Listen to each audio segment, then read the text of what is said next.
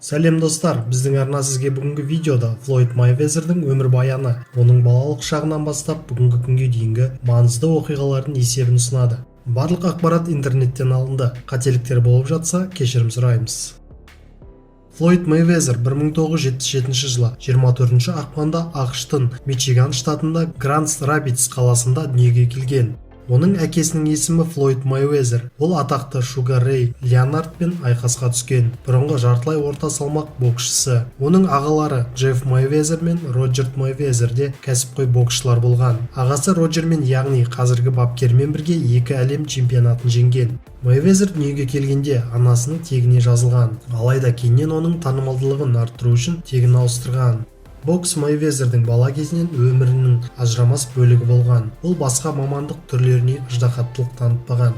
Ең алғаш менің қабілетімді әжем байқаған. Мен жасырақ кезімде оған былай дедім: мен жақсы жұмыс табуым керек. Ол маған: жоқ, жай ғана бокспен шұғылдан деді. Мен 8 немесе 9 жасымда Нью-Джерсиде анаммен бірге тұрдым. Бір бөлмеде 7 адам тұрдық. Кейде бізде жарық болмайтын. Адамдар менің қазіргі күйімді көргенде барлығының қалай келгені жайлы ойламайды да, деп бір сұхбатында Флойд өзінің өмірі жайлы айтқан болатын. Бокс Майвезер үшін әкесі жоқ кезде қиындықтан шығар жол болды. Ол кезде Майвезердің әкесі түрмеде жазасын өтеп жатты. Флойд болса мектепті тастап барлық күшін боксқа салды. Мен анама қамқорлық таныту үшін не істеу қажеттілігін білдім. Мектептің мен үшін сол уақытта маңызды емес екенін, өмір сүру үшін жұдырықтасу шеберлігін үйренуім қажет екенін сездім деген екен Майвезер. Флойд Майвезер өзінің жеке өмірі жайлы ақпарат таратқанды ұнатпайтын жандардың қатарына жатады. Әсіресе өзінің кәсібі жайлы талқылағанды ұнатпайды. Сәтті кәсіпқой мансаптың иегері Майвезер бірнеше рет отбасын құрған. Оның 2 әйелінен 4 баласы бар. 2000 жылдары әдемі жігіт атты Флойд өзінің киімдер жүйесін таныстырды. Брендке TMT атауы берілді. Негізгі шығарылым спорттық киімдерден, әртүрлі жейделер мен басқа да киімдерден тұрды. Онымен қоса iPhone құрылғыларына арналған сыртқы қаптамаларға ерекше мән берілді. Бұл брендте киімдерді ыңғайлы, қымбат тауарлар құрады. Басқа да жекелеген заттар sold out тауарлық белгісімен таңбаланды. Майвезер әуесқой рингте 90 жекпе-жек өткізген, рекорды 84-те 6.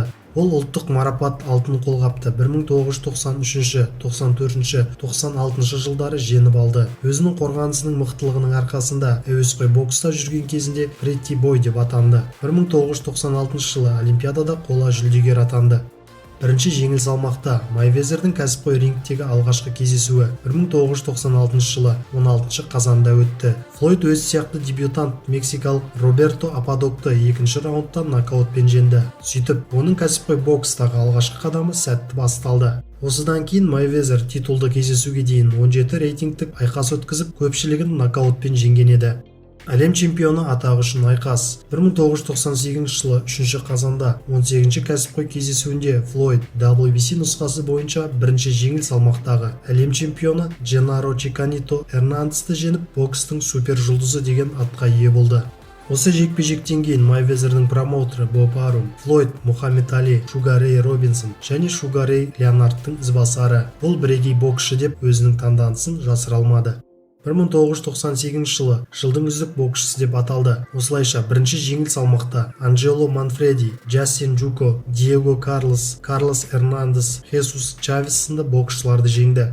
2002 жылы Майвезер жеңіл салмаққа ауысты. 2002 жылы сәуірде ол WBC тұжырымы бойынша жеңіл салмақтағы чемпион Хосе Луис Кастильоға қарсы айқас өткізді. Кастильо жылдамдығы жағынан Майвезерден асып түсті. Алайда 3 қазыда жеңісті Майвезерге берді. HBO телеарнасының бейресми қазысы Харальд Ледерман пайсанмен Кастильо жеңді деп шешті. Мұндай шешім үлкен дау тудырғаннан соң Майвезер қарсыласына қарымта қайтаруға мүмкіндік берді. 2002 жылы желтоқсанда қарымта кездесуде Майвезер Кастильоны сенімді түрде жеңді.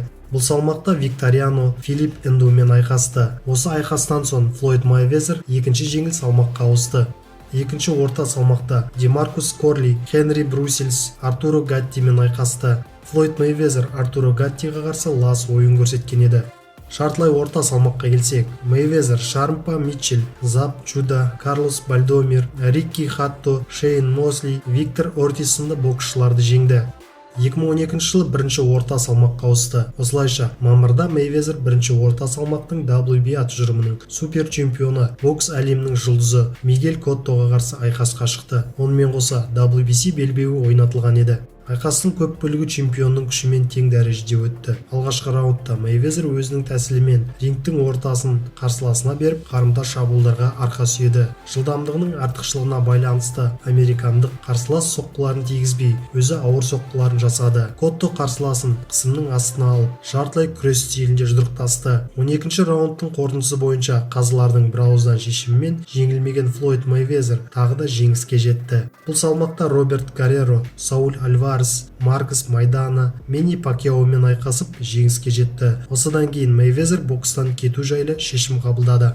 Мейвезер жұлдыздармен би атты шоудың 5-ші маусымына қатысты. Оның бұл шоу бағдарламадағы серігі атақты украин-американдық кәсіпқой биші Карина Смирнов болды.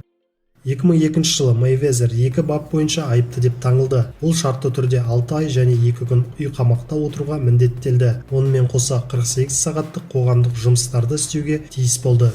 2004 жылы Мейвезерге 1 жыл мерзімге түрмеге қамалды. Алайда бұл жаза $1000 айыппұлға алмастырылды. Ол белгісіз 2 әйелге қатысты 2 бап бойынша қылмыстық әрекеттерге барған еді. 2005 жылы Мейвезер тағы да қылмыстық әрекеттерге барып 90 күнге абақтыға қамалды. Алайда мерзімнен бұрын босап шықты. 2010 жылы 9 қыркүйекте Мейвезерді полиция іздеуде деген ақпарат тарады. Оның бұрынғы сүйіктісі Джози Харрис Мейвезерге қарсы арызданған болатын. Харрис Мейвезерді зорлық-зомбылық көрсетті деп айыптады. Алайда Харрис шала жапқанын мойындап, Мейвезерден барлық айып алып тасталынды. Мейвезер 10 қыркүйекте қамалғанымен $3000 мен кепілдеме төлеп босатылды.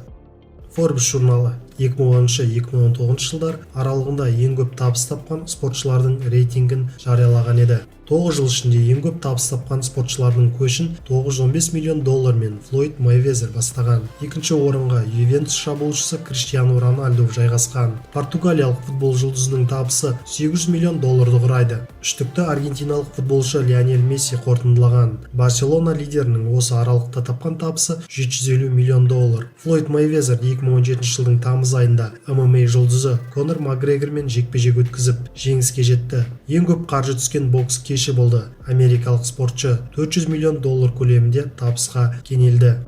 Әлемдегі ең бай спортшы құнды дүниелерге қатты қызығады. Көңіліне ұнаған дүниеден қаржысын аяған емес. Миллиардерлердің сағаты деп аталатын әлемдегі ең қымбат сағаттың иегері. Оның құны $18 миллион құрайды. Боксшыға сериялық автокөліктер ұнайды, сондықтан ол әйгілі Bugatti Veyron әлемдегі ең жылдам автокөлікке ие болды. Мұндай көлік шамамен €1.700.000 құрайды.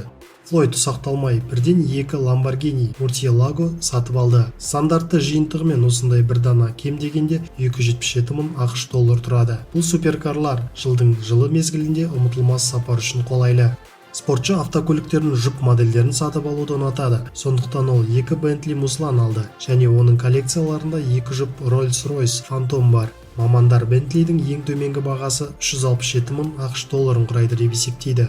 Шектеулі нұсқада шығарылған лимиттелген Mercedes SLS AMG машинасын Флойд алғашқылардың бірі болып сатып алды және бекер емес. Өйткені мұндай шектеулі нұсқалар уақыт өте келе ғана бағасы өсіп, нағыз раритетке айналады. Бағасы $200,000 тұрады. Mercedes G63 AMG 555 ат күші бар монстр 6 секунд ішінде 100 км/сағатқа дейін күш алады. Құны $220,000.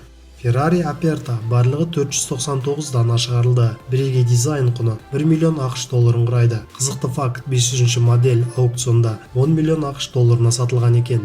Bentley Golf Car құны $22,000 тұрады. 15 жасар ұлына сыйға тартқан. Porsche 911 Turbo Cabrio құны $200,000 құрайтын сәнді кабриолет. Mercedes McLaren сирек серия 25 дана ғана шығарылды. Мейвезер оны алғашқылардың бірі болып сатып алып үлгерді. Құны $500,000 құрайды. Мейвезер өз автопарктерін жаңа элиталық үлгілермен үнемі толықтырып отырады. Мұндай жағымды сатып алуды ол жылына бірнеше рет жасай алады. Сондықтан жанкүйерлерге кумирдің барлық сатып алуларын қадағалау өте қиын. Спортшының үйі Лос-Анджелесте орналасқан және 15 миллион долларға бағаланады. Ауданы 650 шаршы метрді құрайды. 5 жатын бөлмесі бар. Жекежай ауданы 2 шаршы километрден астам. Боксшының өзінің жылжымайтын мүлік портфелінде тағы бір сәнді резиденция бар. Бұл құмар ойындары мен казиноларға толы Лас-Вегаста. Сатып алу спортшы үшін 10 миллион ақш долларына түсті. Бұл вилла экстравагант стилінде орындалған. Тұрғын үй алаңында 11 жатын және 14 ванна бөлмесі бар. Аумақта 2 қонақ үйі, жабық және ашық бассейндер, спа, 20 автомобильге арналған жер асты гаражы және 40 сотықтан артық жүзімдігі бар. Видео ұнаса міндетті түрде лайк басып арнаға тіркелуді ұмытпаңыз. Комментке келесіде қай спортшы жайлы видео мәлімет білгіңіз келетінін жаза кетіңіз. Сіздермен бірге болған ERA X арнасы.